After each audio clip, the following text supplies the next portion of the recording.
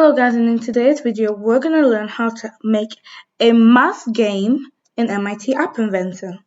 So MIT App Inventor, you might have watched my presentation. I'll put the video link down in the description.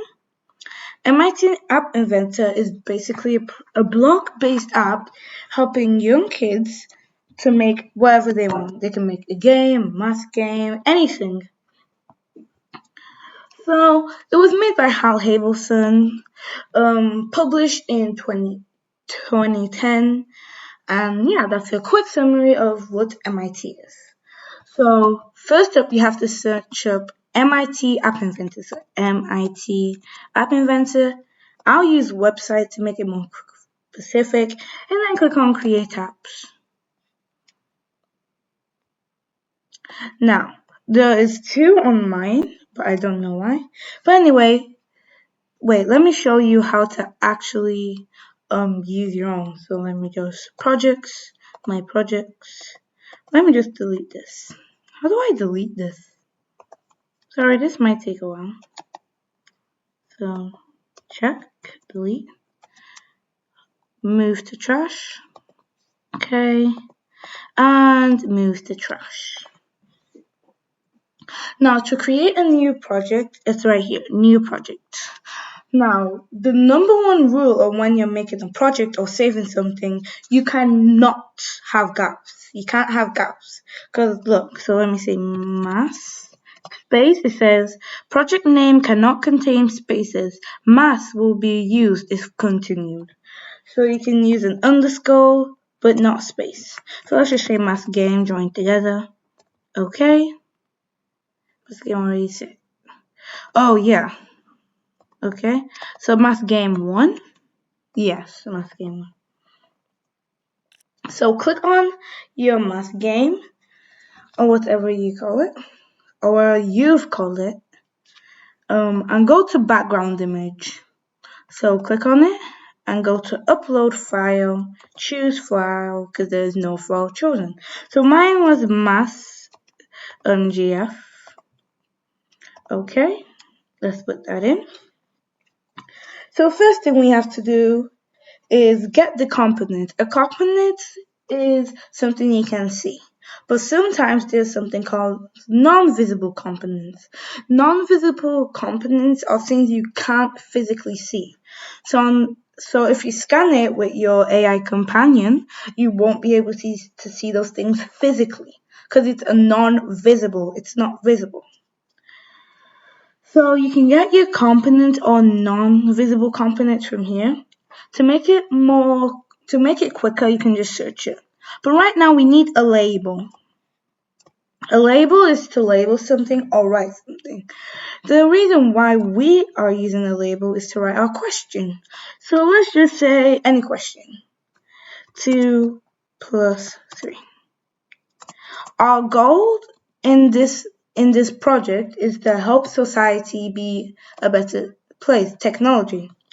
So that means we want to help young kids learn simple math equations one by one. And in every math equations, it gets harder. There are going to be 6 screens. 3 of them will be the answer screen, and the other 3 will be the question screen.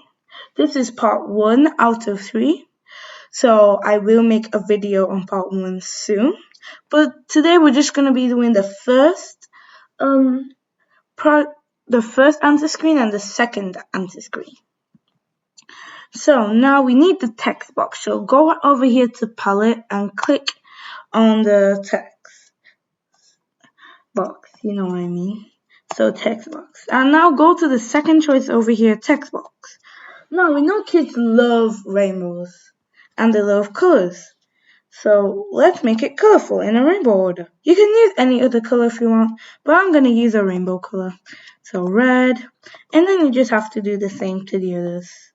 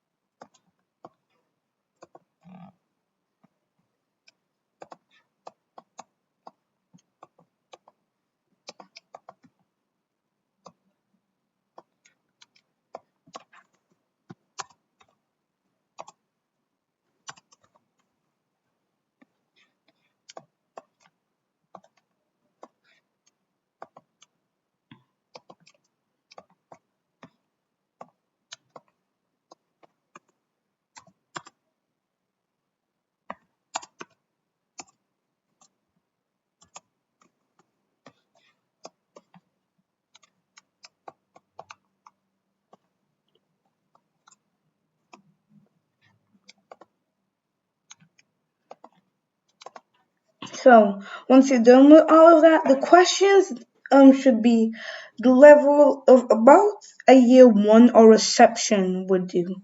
So maybe simple addition and subtraction would do. So sometimes if you click on screen one, if you want to make it bigger, you can just go big default text to make it look bigger and stand out. I'm going to use it in this one. Sometimes you might need to scroll, so you can click on scrollable. But right now you can see it's not going anywhere past the screen, so we don't really need scrollable. So when we are now going to do the answer screen. So you might be wondering, how do we add a screen? Well, first off, we have to have a button. Now go over here, it's the top, it's the exact top. And now go over to text and say answers. Answers. And let me make it white, just a plain white. Now, if you want to make it a cream white, you can go over to custom and customize your own. You can get a QR code, an ID code or whatever they call it. Sorry, I do not know the name. From Color Hunt, I'll leave that link in the description. So let me just use white. Answers, and now you can see it's halfway off the screen. Now, if you didn't use big default text, it wouldn't be halfway off the screen. But I did, so I'll go over to screen one and click scrollable. Now you're able to scroll to where you can see the answers button properly. Now, first off, we have to do a little bit of code. But first off, again, we have to add a screen. So add screen, and screen name will be screen 2. The add screen button is right over here next to screen 1. You can see it over there at the top of your screen. And just click on OK.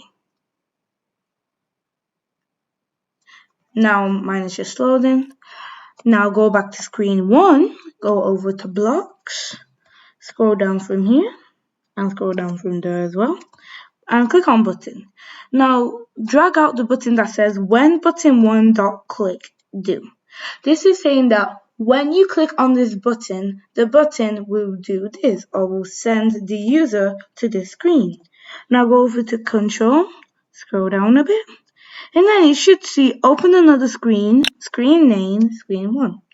Now what we're telling the computer to do is that once we've clicked on button 1, the button should open another screen called screen 2 because we're going to screen 2. Now go over to your designer and screen 2. Now we're going to use the same background, or if you want, you can go get a different background. So I'm just going to use math.jf. You don't have to upload file again. All you have to do is click on OK because it's already saved in the data. So now we're going to do the answer screen. We need a horizontal arrangement. It's so that we can keep it in this box so that it can look better.